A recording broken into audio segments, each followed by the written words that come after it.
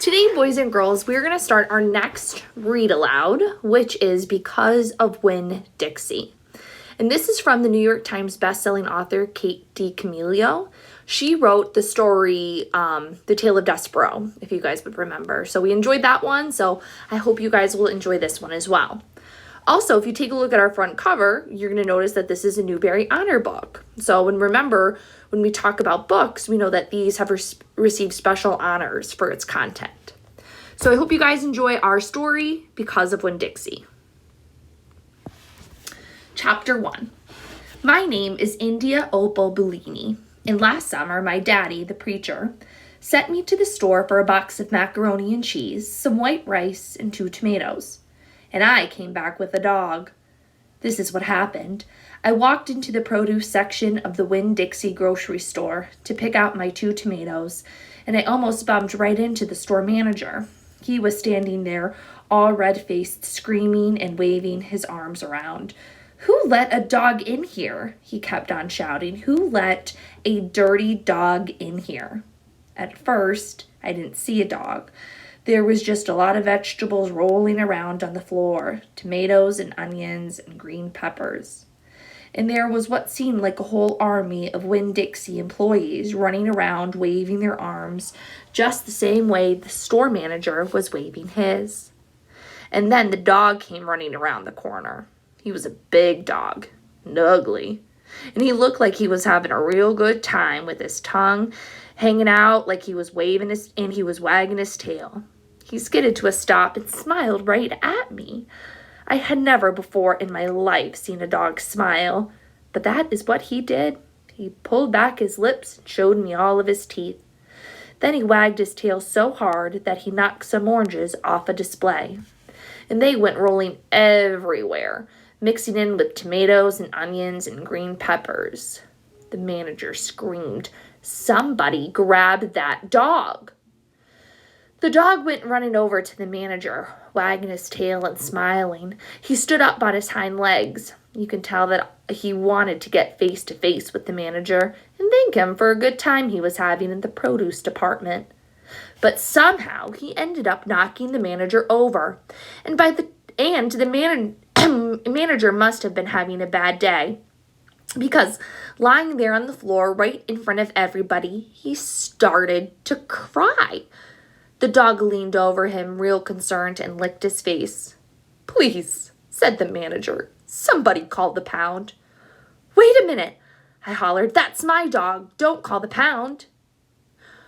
All the Winn-Dixie employees turned around and looked at me, and I knew I had done something big, and maybe stupid too. But I couldn't help it. I couldn't let that dog go to the pound. "Here, boy," I said. The dog stopped licking the manager's face and put his ears up in the air and looked at me, like he was trying to remember where he knew me from. "Here, boy," I said again. And then I figured that the dog was probably just like everybody else in the world, and he would want to be called by a name. Only I didn't know what his name was, so I just said the first thing that came into my head. I said, "Here, Winn-Dixie." And that dog came trotting over to me just like he had been doing it his whole life. The manager sat up, gave me a hard stare like maybe I was making fun of him. "It's his name," I said, honest. The manager said, "Don't you know not to bring a dog into a grocery store?" "Yes, sir," I told him. "He got in by mistake. I'm sorry. It won't happen again." "Come on, Winn-Dixie," I said to the dog. I started walking, and he followed along behind me as I went out of the produce department, down the cereal aisle, past all the cashiers, and out the door. Once we were safe outside, I checked him over real careful, and he didn't look that good. He was a big but skinny. You could see his ribs, and there were bald patches all over him, places where he didn't have any fur at all. Mostly, he looked like a big piece of old brown carpet that had been left out in the rain. "You're a mess," I told him. "I bet you don't belong to anybody." He smiled at me. He did that thing again where he pulled back his lips and showed me his teeth. He smiled so big that it made him sneeze. It was like he was saying, "I know I'm a mess. Isn't it funny? It's hard not to immediately fall in love with a dog who has a good sense of humor. Come on, I told him. Let's see what the preacher has to say about you. And the two of us, me and Winn Dixie, started walking home. Chapter 2. That summer I found Winn Dixie was also the summer me and the preacher moved to Naomi, Florida, so he could be the new preacher at the Open Arms Baptist Church of Naomi. My daddy is a good preacher and a nice man, but sometimes it's hard for me to think of him as my daddy because he spends so much time preaching or thinking about preaching or getting ready to preach. So in my mind, I think of him as the preacher. Before I was born, he was a missionary in India. That's how I got my first name. But he calls me by my second name, Opal, because that was his mother's name, and he loved her a whole lot. Anyway, while me and Winn Dixie walked home, I told him how I got my name and how I had just moved to Naomi. I also told him about the preacher and how he was a good man, even if he was too distracted by sermons and prayers and suffering people to go to the grocery store. But you know what? I told Winn Dixie, you are a suffering dog. So maybe he will take you right away. Maybe he'll let me keep you. Winn Dixie looked up at me and wagged his tail. He was kind of limping like something was wrong with his legs. And I have to admit, he stunk bad. He was an ugly dog, but I loved him with my whole heart. When we got to the Friendly Corners trailer park, I told Winn Dixie that he had to behave right and be quiet, because this was an all-adult trailer park, and the only reason I got to live in it was because the preacher was a preacher, and I was a good-mannered, quiet kid. I was what the Friendly Corners trailer park manager, Mr. Alfred, called an exception, and I told Winn Dixie he had to act like an exception, too. Specifically, I told him not to pick any fights with Mr. Alfred's cats or Mrs. Detweiler's little yappy Yorkie dog, Samuel. Winn Dixie looked up at me while I was telling him everything, and I swear he understood. Sit, I told him, and when we got to my trailer, he sat right down. He had good manners. Stay here, I told him. I'll be right back. The preacher was sitting in the living room, working at the little fold-out table. He had papers spread all around him, and he was rubbing his nose, which always means he is thinking hard. Daddy, I said. He said back. Daddy, do you know how you always tell me that we should help those less fortunate than ourselves? He said. He rubbed his nose and looked around at his papers. Well, I said, I found a less fortunate at the grocery store. Is that right? He said. Yes, sir, I told him. I stared at the preacher really hard.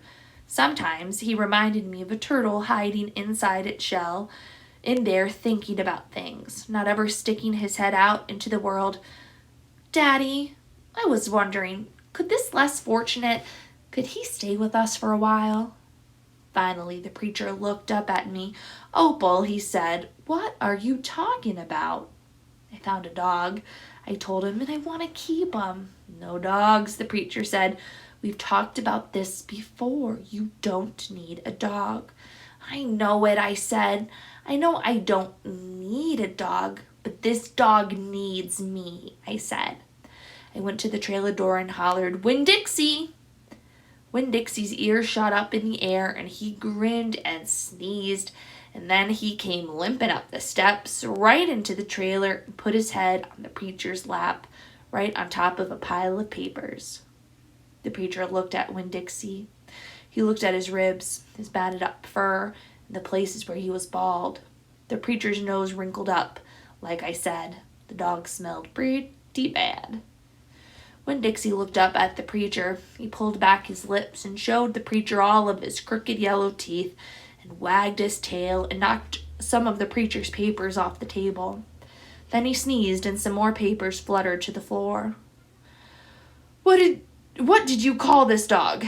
The preacher asked. Winn Dixie, I whispered. I was afraid to say anything too loud. I could see that Winn Dixie was having a good effect on the preacher. He was making him poke his head out of his shell.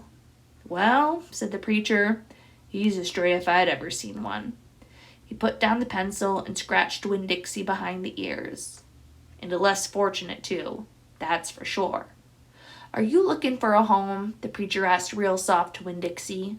Winn-Dixie wagged his tail. Well, the preacher said, I guess you found one. Chapter 3. I started in on Winn-Dixie right away, trying to clean him up. First, I gave him a bath.